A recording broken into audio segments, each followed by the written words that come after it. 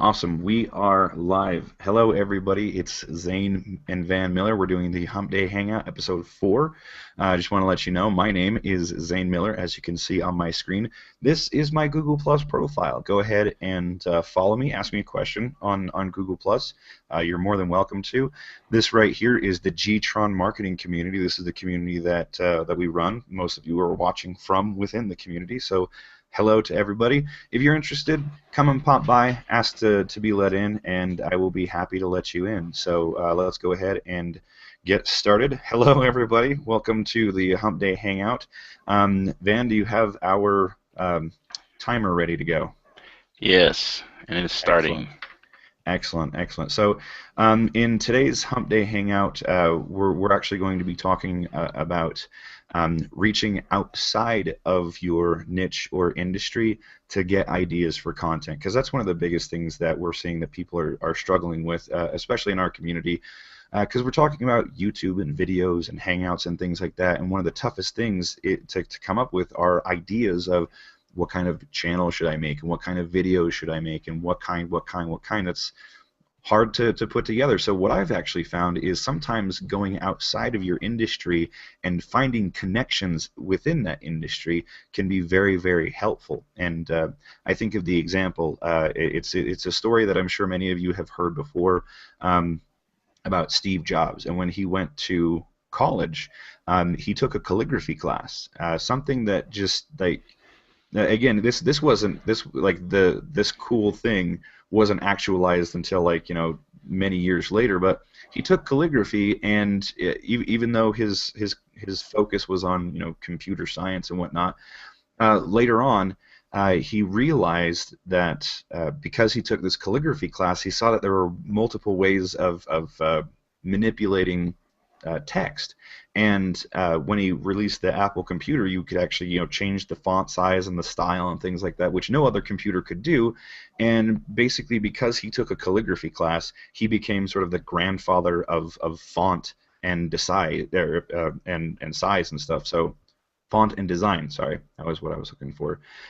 So that's where I want to lead with. Van, do you have anything to add to that?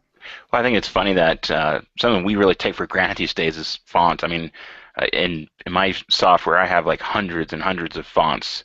In fact, when I'm trying to find a font, sometimes it'll take me quite a long time. So it's interesting that coming out with that idea of like we can give them more than one font was like this groundbreaking idea, and it stemmed from the fact that he took this class in calligraphy in college. And if you even take that idea or the model of college, the purpose behind it is to help you become more well-rounded in your education, not to just specialize in one thing. So, that's kind of where we're going with this, is that you have your specialty, but when you kind of look outside your comfort zones into the other areas that you might not be so familiar with, you'll start generating new ideas. Yeah, and it's those new ideas that actually lead into like totally new industries. I've mentioned this before. There's a book called Blue Ocean Strategies, and it talks about how to make your competition irrelevant in these red bloody oceans of competition, and ideas like the minivan and the SUV all came from all came out of people going, let's look at something a little bit different and see if we can come up with some ideas. And isn't that kind of what happened in the video game industry, Van? Um, well, yeah, the video game industry had a more of an evolution type of thing where uh, it started off with programmers, just dorking around with the software, trying to figure out how to make something more entertaining. And some of our very first stuff are things like Pong. It's probably the most famous early game that we know of, or that became popular through Atari. And it was awesome. You can make this ball bounce back and forth, and everybody thought this was an amazing thing of technology. You can interact with it and everything. And then as the technology grew, all of a sudden the graphics weren't quite good enough for a programmer to do. And believe it or not, programmers and artists think completely different. Right. The video game industry is a very interesting pool of people. You have your programmers, your designers, your artists, your managers. Um, you have all sorts of different areas of specialties within those areas. But when you break it down to the general stuff, programmers and artists do not think alike at all. I have some pretty good friends that are programmers, but that's always been the big joke is, we come from a very creative, way of thinking, and, programming has a very logical, and you have to be creative with your programming as well, but it's not an artist type of creativity. The point is, though, is that the game industry evolved when they started realizing they needed to hire people that were good at what they did, and so they had to look outside their areas of knowledge and comfort to start relying on people that actually had the skill sets that they needed to expand and to grow. Agreed. No, and it makes me think of this. Like we don't have time to go into this, obviously, but really what we're driving at is like Van and I. One of our favorite things is John Cleese. It's a lecture on creativity. It's about a half an hour long. You can find it on YouTube. Definitely recommend watching that.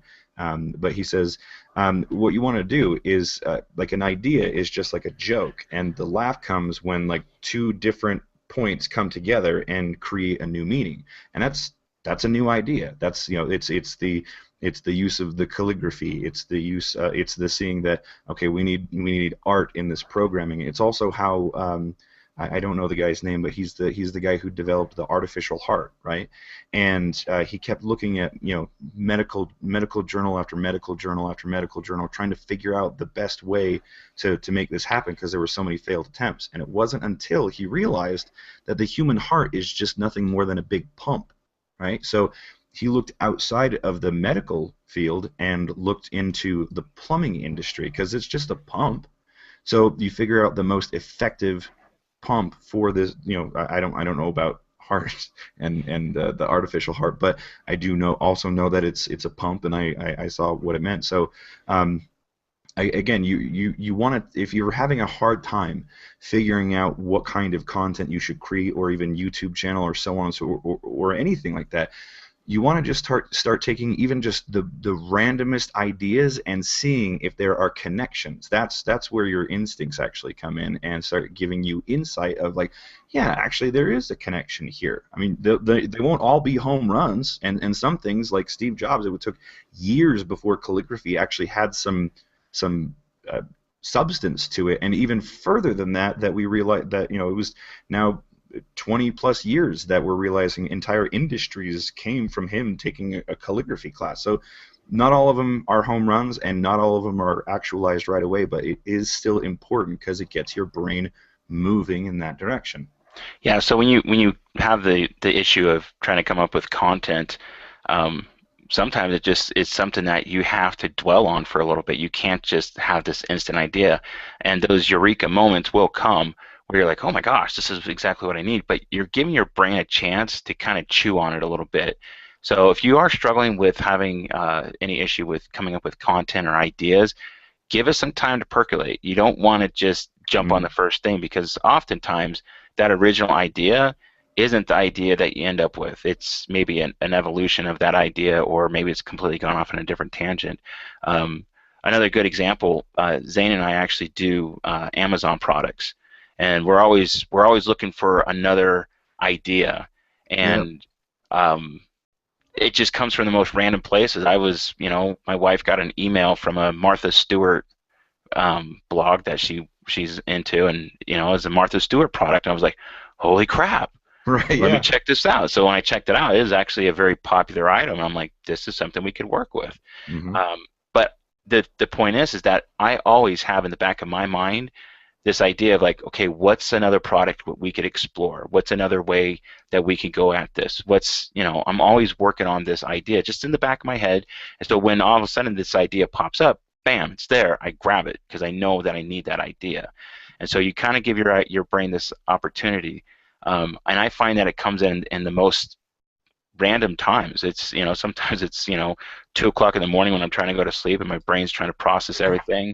All of a sudden I'll get this idea and I'm like, whoa. And actually, I try to make sure that I write it down or I record it. My tablet's usually right next to my bed, and so I keep track of these ideas. And the thing is, if I don't write it down, then I'm thinking about it all night long. It's Yeah. really weird. If you don't put it down on paper at 2 in the morning, then you'll be on it all night long, and it makes for a really tired day. So Yeah.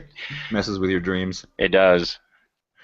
All right, on. So, how are we doing on time? We got about 5 minutes left. About 5 minutes. Okay, cool. Well, then I'm going to go ahead and wrap it up with this point. To that end, like my brain also operates in a similar way as Van's. It wasn't too much longer. I think it was actually like during the same conversation. Actually, you had brought up that point in the Martha Stewart magazine, and then we were talking more and more. And I was like, dude, you just have to go with me on this, but look at this Facebook post. And then I sent it to you. You remember what I was talking about? Yeah. Yeah, it wasn't the post, but it was basically the post or the Amazon product that was attached to that post, and just again, like like something that's close in your industry or something like way out there. You just kind of let your gut, you know, I call it my gut, your instincts, your creative drive, whatever it is, but you let that sort of move you if you're in that. And I just took a chance. I went, this is an interesting Amazon product. I was totally it was a huge joke, right? That's why my friend posted it on Facebook. Then I went to the product, did some research, and went, whoa, okay, Ben, check this out. Wait for it. And like I showed him the numbers, and both of us were just like, whoa, that is crazy, go nuts. All because again of that. I honestly believe it was because Van was already in that mode, and so he sort of infected me with that mode that day, and I was just driven towards that, and that's how it ended up happening. So again, you never know, and give your brain time to percolate. No, that's well said. I think just letting it stew on it. And I think we're going to do another Hump Day Hangout on John Cleese's I Mhm. think he was presenting to some community or some group of people. I'm not sure what it was, but it was a live presentation, and it was amazing. And both Mhm. Zane and I both refer to it on a regular basis because he discusses where creativity comes from. So if you want to jump into it and actually look it up, go for it. It's just you type in John Cleese and creativity, you'll probably come up with the video pretty quickly. But Yeah. anyways, I think that's pretty much the end of our time. I'm going to make a plug for the G-Tron Elite community. Um, this is still a really great place. We're getting people coming in, and we're really excited for the participation and the new hangouts that we're doing for this paid community. So jump over there. Zane's going to post a link in there for the preview page, and you can read up Mhm. on what it's all about. All right, awesome. Well, I'm going to leave you with this again, guys. My name is Zane Miller. You just saw my brother Van Miller. This is my Google Plus profile. Come and find me on Google Plus and follow me and ask me a question if you want. Over here, we have the G-Tron marketing community. So please feel free to join us. And thanks so much for joining us on episode 4 of Hump Day Hangout. We will see you in the next Hangout. Bye. Laters.